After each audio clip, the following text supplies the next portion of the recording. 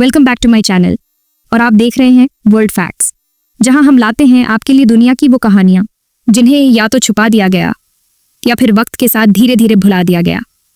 पिछले कुछ एपिसोड्स में हम गए थे 2000 साल पीछे, एक ऐसी ट्राइब की तलाश में जो कभी बाहरी कही गई, लेकिन आज उसी के निशान हमारी धरती, हमारे नामों, यहाँ तक कि हमारे DNA तक में जिंदा है। हमने जाना कौन थे शक, वो भारत क्यों आए और कैसे उन्होंने लड़ते लड़ते धीरे धीरे यहीं की मिट्टी में रच बस कर अपनी पहचान तक खो दी।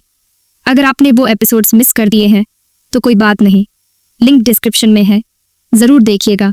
और अब चलिए शुरू करते हैं आज का एपिसोड, जहां हम जानेंगे क्या शक सच में खत्म हो गए थे या आज भी कहीं हमारे बीच जिंदा हैं। हर एम्पायर की एक पीक होती है और एक ऐसा मोड़ भी आता है जहां से गिरावट शुरू होती है। शकस ने भारत के पश्चिमी हिस्से में अपना रूल एस्टैब्लिश किया, कल्चर को अडैप्ट किया और रीजनल पावर्स को भी डोमिनेट किया। लेकिन उसी दौरान एक दूसरी ताकत धीरे धीरे उभर रही थी, गुप्ता एम्पायर। अब गुप्तास कोई रैंडम डायनेस्टी नहीं थे, ये थे वो लोग जिन्होंने क्लासिकल इंडियन सिविलाइजेशन को एक नया मुकाम दिया। आर्ट, साइंस, लिटरेचर और वॉरफेयर सब कुछ एक साथ ग्रो हो रहा था। और फिर आया वो नाम, चंद्रगुप्ता विक्रमादित्य। इतिहास में अगर कोई रूलर शकस के लिए सबसे बड़ा खतरा बनकर आया तो वो यही थे। कहानी शुरू होती है वेस्टर्न इंडिया से, जहां अभी भी वेस्टर्न क्षत्राप्स की सत्ता चल रही थी, जो माउस की लेगेसी को आगे बढ़ा रहे थे। लेकिन गुप्ता रूलर्स को साफ पता था, अगर उन्हें भारत की अखंड सत्ता चाहिए तो शकस को हटाना ही पड़ेगा। तो चंद्रगुप्ता विक्रमादित्य ने प्लान तैयार किया और एक सिस्टमैटिक मिलिट्री कैंपेन शुरू किया मालवा और गुजरात जैसे इलाकों पर। ये कोई छोटी मोटी लड़ाई नहीं थी, ये एक सिविलाइजेशनल क्लैश था।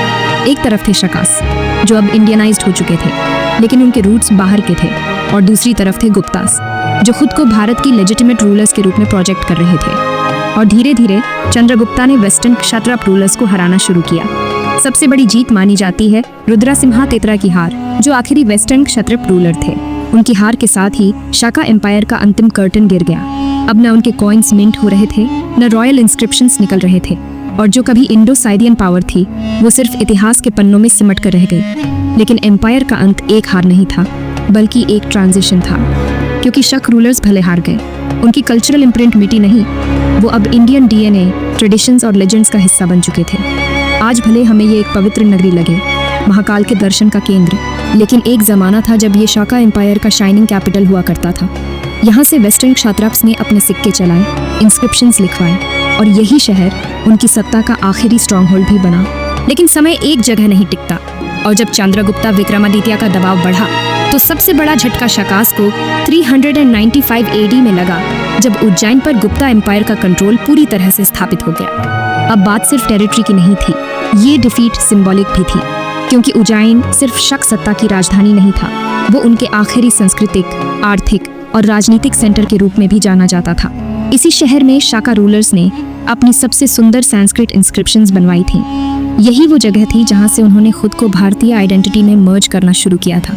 लेकिन जब 395 AD में गुप्ता फोर्सेस ने इसे अपने अधीन कर लिया तो सिर्फ एक शहर नहीं टूटा, बल्कि एक पूरी लेगेसी टूट गई। उज्जैन के पतन के साथ ही शका आइडेंटिटी का ऑर्गेनाइज्ड पॉलिटिकल रूप पूरी तरह से खत्म हो गया। अब ना कोई क्षत्रप बचा, ना कोई राजवंश जो कॉइन्स पर अपना नाम खुदवाता हो।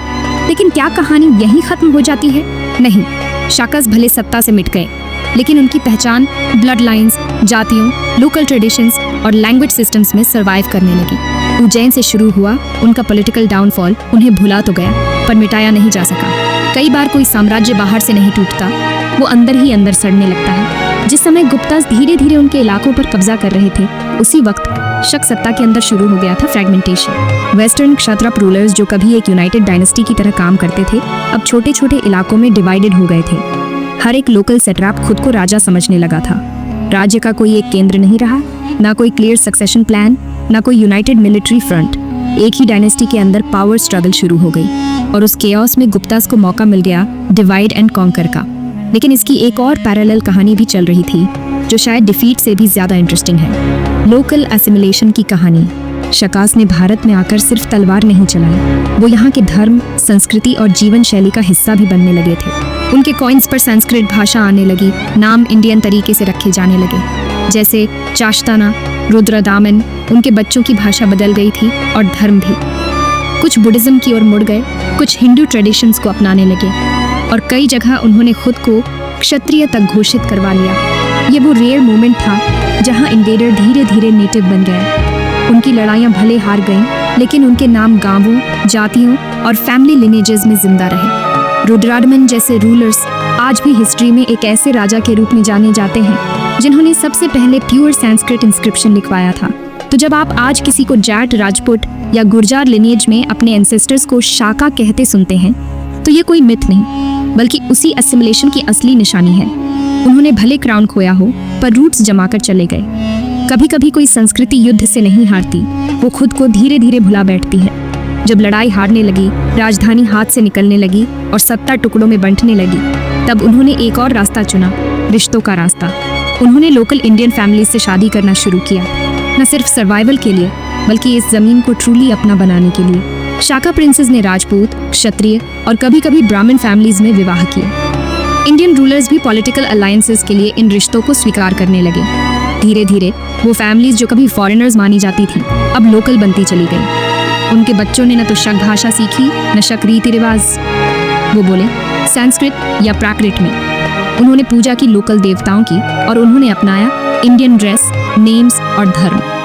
कुछ ही पीढ़ियों में जो लोग कभी सेंट्रल एशिया के वॉरियर नोमैड्स हुआ करते थे, अब पूरी तरह से इंडियन सोशल फैब्रिक का हिस्सा बन चुके थे। लेकिन यही उनका सबसे बड़ा पैराडॉक्स बना।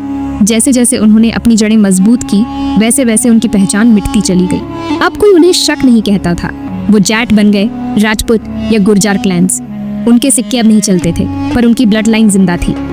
ये वो मोमेंट था जब इन्वेजन एक इंटीग्रेशन बन गया।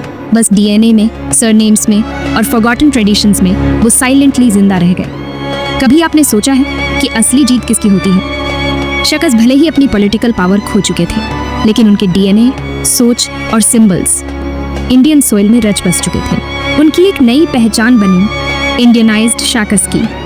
शाका कला अब बुद्धिस्ट केव स्कल्पचर्स में दिखने लगी। शक राजा रुद्रादमन का संस्कृत में बना जूनागढ़ इंस्क्रिप्शन वो अपने राज दरबारों में वैदिक स्कॉलर्स को बुलाने लगे और खुद को प्राउडली कहने लगे क्षत्रिय। उनके रिचुअल्स इंडियन हो गए। उनकी आर्किटेक्चर में बुद्धिस्ट और हिंदू दोनों एलिमेंट्स दिखने लगे। आपको देखने पड़ते हैं वो कल्चरल फिंगरप्रिंट्स जो उन्होंने इंडियन इतिहास के हर कोने में छोड़ दिए। शकास हारकर भी मिटे नहीं, बल्कि बदल गए। शायद इसी को कहते हैं कल्चरल कॉन्क्वेस्ट विदाउट ब्लडशेड। अगर आपको ये हिडन हिस्ट्री पसंद आई तो अभी लाइक कीजिए। अगले एपिसोड में हम उठाएंगे उस रहस्य का पर्दा, क्या जैट्स, राजपूत्स और गुर्जर्स वाकई शकस की लेगेसी हैं। तो नेक्स्ट एपिसोड मिस मत करिएगा, क्योंकि जो इतिहास किताबों में नहीं मिला वो यहाँ मिलेगा। खून और पहचान की पीक।